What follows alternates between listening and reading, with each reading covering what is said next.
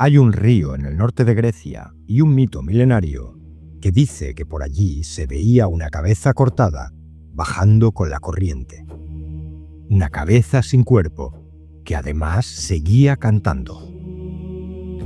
Esa impactante imagen pertenece al mito de Orfeo, que seguro que conoces por su otra leyenda famosa, la del músico que baja al inframundo a buscar a su mujer y acaba perdiéndola para siempre por volverse y mirar atrás. Esa es la versión pulcra y pulida, que es la que encuentras en los libros de mitología juvenil. Pero el mito real, el de esa cabeza que canta en el agua, viene de mucho, mucho antes, y de un sitio que no es Grecia. Así que hoy voy a contarte quién es en realidad Orfeo y de dónde viene de verdad, y por qué esa cabeza flotante todavía hoy importa y mucho. Comenzamos. Mira, de este mito hay cosillas que poco se cuentan en los resúmenes escolares. Orfeo no era griego, era tracio, y Tracia, para los griegos clásicos, era el norte salvaje, la tierra de las tribus de las montañas, de los caballos, del culto al fuego, de los chamanes. Era la frontera, un lugar donde el mundo civilizado se acababa, un lugar que es hoy un bello país que esconde ricas tradiciones, poco conocido en general, y que se llama Bulgaria. Los testimonios antiguos sobre esto son muy claros. Estrabón, el geógrafo griego del siglo I, dice literalmente que fueron los tracios entre quienes los ritos órficos tuvieron su comienzo. Y Diodoro Sículo, historiador del mismo siglo, también lo confirma al decir: los ciconios de donde vino Orfeo, porque los ciconios eran una tribu tracia concreta. Y Aristóteles afirma en un fragmento conservado que los ciconios enterraron a Orfeo en Ciconia. Nada que discutir aquí. Orfeo es tracio, y ya en la antigüedad nadie dudaba del origen. Pero claro, se empezó a camuflar mucho tiempo después en los manuales de mitología griega, que adaptaron o usurparon el mito y escribieron una versión limpia y helenizada. Hablan de Orfeo como hijo del rey Eagro y de la musa Calíope, nacido cerca del Olimpo, en una aldea llamada Pimpleia. Y aquí está el truco que nos dicen. Eagro es un nombre tracio, no griego, mientras que Calíope es la musa más griega que hay. La genealogía misma del personaje habla de un padre de ese norte tracio y una madre del panteón griego clásico. Quizá está hablando de una migración de pueblos tracios a Grecia y su mezcla con las poblaciones helénicas. Es posible, y esta es una lectura inicial. Pero tiene que quedar claro que la Tracia que produjo a Orfeo no era una variante folclórica o menos refinada del mundo griego. Era otro mundo muy distinto, donde se practicaban ritos extáticos en las montañas, donde los reyes eran también sacerdotes, donde la música se usaba como técnica para entrar en estados alterados, y donde, esto es importante, la frontera entre el mundo de los vivos y el de los muertos estaba difuminada. Bien, llevamos siglos viendo a Orfeo como si fuera un poeta o un cantor sentimental. Pero antes de ser eso fue otra cosa. Piensa en el Orfeo original como alguien más cercano a un chamán siberiano que a un trovador medieval refinado. Y esta es la clave de todo lo que te voy a contar a continuación. En la mayoría de las versiones del mito de Orfeo, toca la lira y los animales se acercan, los árboles se inclinan y se dice que las piedras dejan de ser piedras. La explicación habitual, pues, que era un músico tan bueno que su música encantaba a la naturaleza y amansaba a las fieras. Suena bonito, pero es una interpretación muy posterior de cuando la música ya es solo música, como la entendemos ahora. ¿Qué quiero decir con esto de la música? Mira, para un tracio del siglo VI a.C. y para otros pueblos, lo que hace Orfeo no es solo tocar bien, es operar mágicamente en la realidad. La música en ese mundo era una técnica chamánica para moverse entre el mundo humano y los otros mundos. Sabemos que los ritmos, la vibración y determinados sonidos son usados para llevar al chamán a estados alterados de conciencia. Y bien parece que el mito original habla de un señor tracio que era un chamán. Mircea Eliade, en su libro sobre el chamanismo, dedicó páginas enteras a esto. La capacidad de un cantor de atraer animales, viajar entre planos, descender al inframundo y volver, es la firma exacta del chamán arcaico. La música para esos pueblos era el caballo que llevaba al espíritu al otro lado. Por eso la lira de Orfeo está sonando cuando baja al Hades. Pero es que los tracios fueron el pueblo donde se originó el culto a Dioniso, antes de llegar a Grecia, donde lo civilizaron, adecuaron y lo convirtieron en teatro. Y las Ménades, esas mujeres que despedazarán a Orfeo, eran originariamente las bacantes tracias, las mujeres en estado de éxtasis que rompían el orden social en honor del dios Dionisos. De hecho, en Bulgaria hoy hay un yacimiento llamado Perperikon que se considera uno de los grandes centros del culto dionisíaco original. Y te aseguro que en esos lugares no se hacían simposios filosóficos. Allí se descuartizaban animales en honor al dios y se entraba en trances colectivos que hoy podrían perturbar a cualquiera. De todo este mundo chamánico, misterioso y muy unido a la naturaleza salvaje y amoral, viene Orfeo. Es algo rudo, intenso y por supuesto no griego. Pausanias, ya en el siglo II después de Cristo, recoge un testimonio egipcio, según el cual los egipcios pensaban que Orfeo y Anfión eran hábiles magos y que era por sus encantamientos que las bestias acudían a Orfeo. Magos, no poetas ni trovadores. Bien, para que no haya dudas, Orfeo no era un poeta enamorado, era un chamán tracio. Y todo lo que vino después con el mito, la mordedura de la serpiente, el descenso, la mirada hacia atrás a las puertas del Hades y el desmembramiento, solo cobra su sentido si tienes esa imagen en la cabeza. Quizá me he adelantado, pero teniendo la base establecida, podremos ahora hacer el recorrido del mito como lo conocemos y así ver por qué cada época lo reescribe a su modo. La versión típica es de dos poetas ya romanos, Virgilio y Ovidio.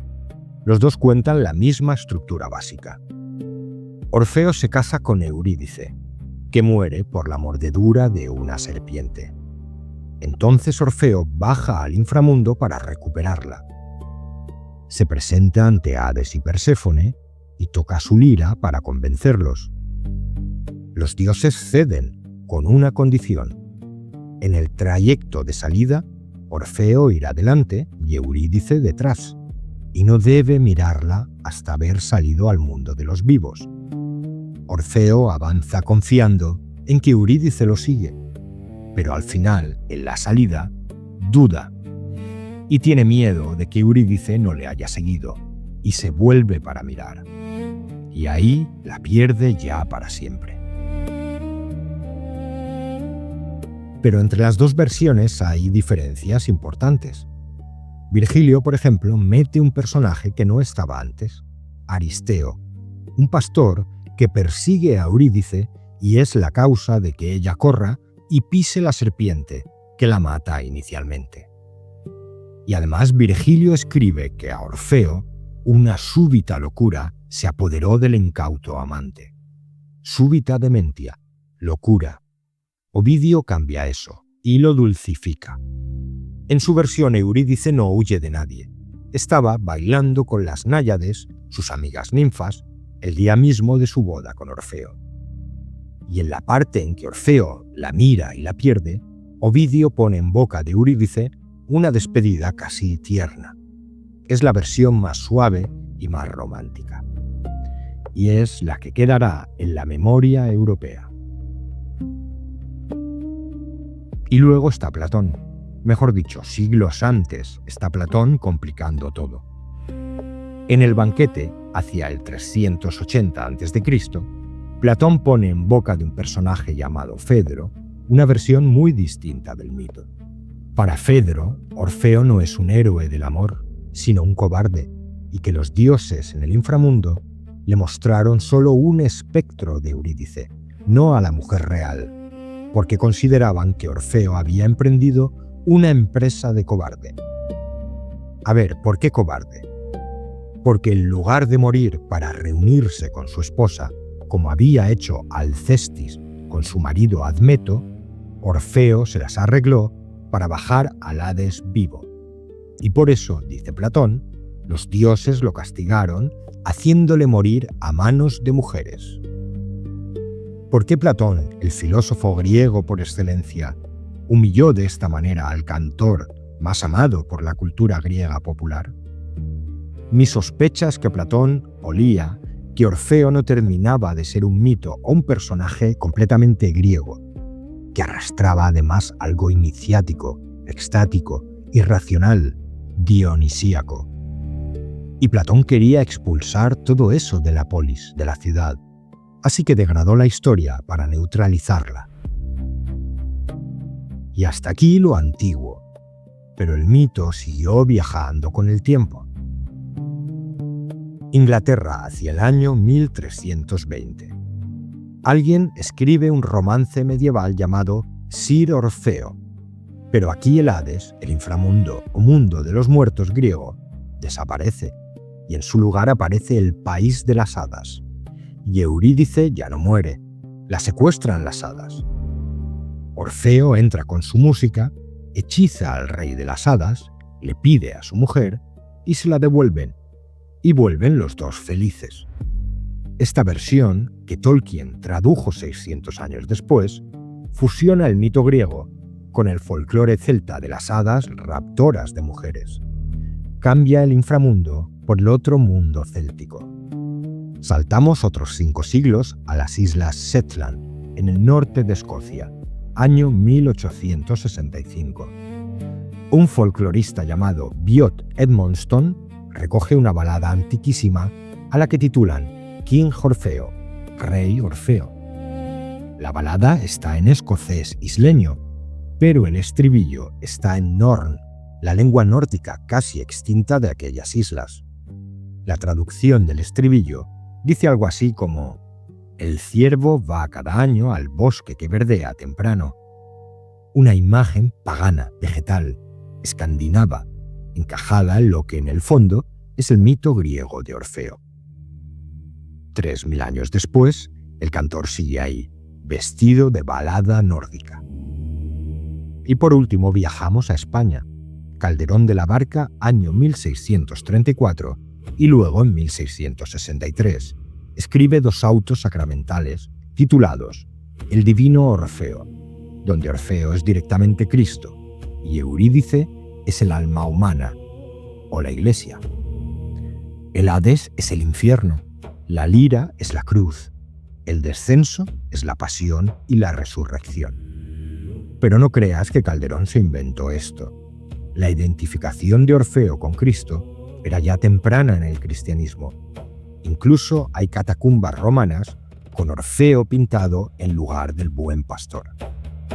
¿Por qué un mito tracio de hace 3000 años siguió en la Inglaterra medieval, en la España barroca y en la Escocia nórdica próxima a lo escandinavo? ¿Qué hay debajo del mito? Eso es lo que toca ver ahora. Bien, todas las versiones que has visto se centran en el descenso al Hades, la mirada y la pérdida. Pero el mito antiguo no termina ahí.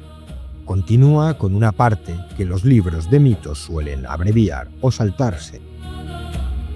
Después de perder a Eurídice, por segunda vez, Orfeo vuelve a su tierra, a Tracia, y se sienta a tocar. Toca para los árboles, para las piedras, para la nada. Rechaza a todas las mujeres que se le acercan. Se aparta también de los hombres. Está, dicho con vocabulario actual, en un estado de duelo absoluto y profunda depresión y melancolía. Y entonces aparecen las Ménades. Recuerda las bacantes, esas mujeres de Tracia en éxtasis dionisíaco, salvajes e irracionales, y lo despedazan. Lo hacen trozos, literalmente. Le arrancan los miembros, lo descuartizan. Ovidio cuenta esta escena con detalle.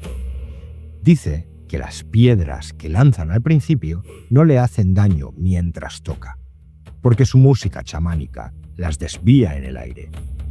Pero los gritos locos de las Ménades acaban tapando la música.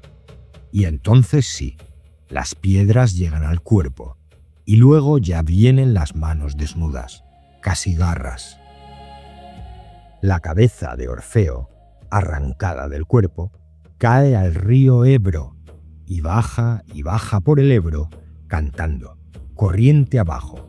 Llega al mar, cruza el Egeo y arriba a la isla de Lesbos. Allí los habitantes la recogen y esa cabeza de Orfeo, cuenta el mito, que durante años seguirá profetizando y cantando y diciendo la verdad a quien se acerca a preguntarle. La lira también cae al río y viaja con la cabeza, pero en algún punto los dioses la cogen y la colocan en el cielo como constelación, la Lira. Esa constelación que se puede ver desde el hemisferio norte en las noches de verano. Fíjate la crudeza y rareza del mito original. Una cabeza arrancada que canta y hace profecías. Es un detalle grotesco que es la clave del mito, porque es un arquetipo que se encuentra en multitud de sitios. Vamos a ver eso. En la tradición chamánica de Siberia, descrita por Mircea Eliade, el aspirante a chamán pasa por una experiencia iniciática muy violenta. En sueños o en trance profundo, ve cómo los demonios lo desmembran. Le arrancan los huesos, le sacan los órganos, le cortan la cabeza y luego lo reconstruyen.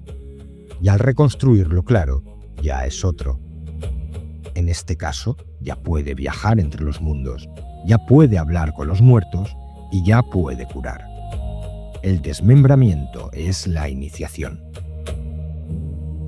Dioniso Zagreo, el dios de los tracios que los griegos tomaron prestado, es desmembrado por los titanes y renace a través de su corazón, salvado por Atenea. Osiris, en Egipto, es desmembrado por Set, esparcido en pedazos y recompuesto por Isis. 3 figuras desmembradas que después renacen, y la cuarta, claro, es Orfeo. Si le preguntas a un junguiano por este mito, lo va a leer así. Orfeo desciende al inconsciente, que es el inframundo, a recuperar al ánima, que es Eurídice, la parte femenina interior. Pero no puede confiar en que el ánima ascienda con él.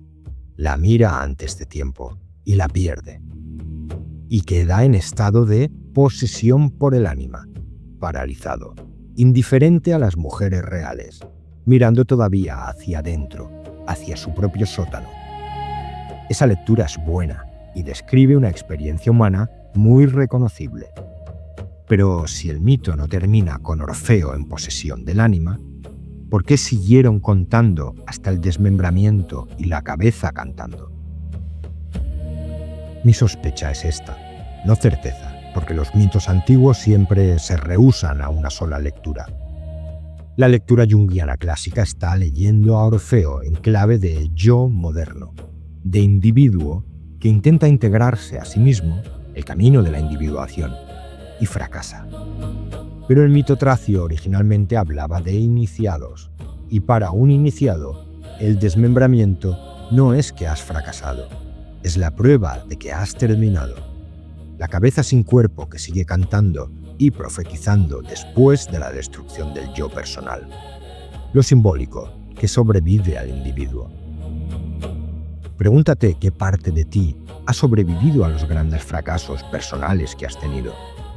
¿Qué hay en ti que sigue cantando, aunque el yo que cantaba ya no sea el mismo? Y mientras, dejemos a esa cabeza que en algún lugar sigue río abajo.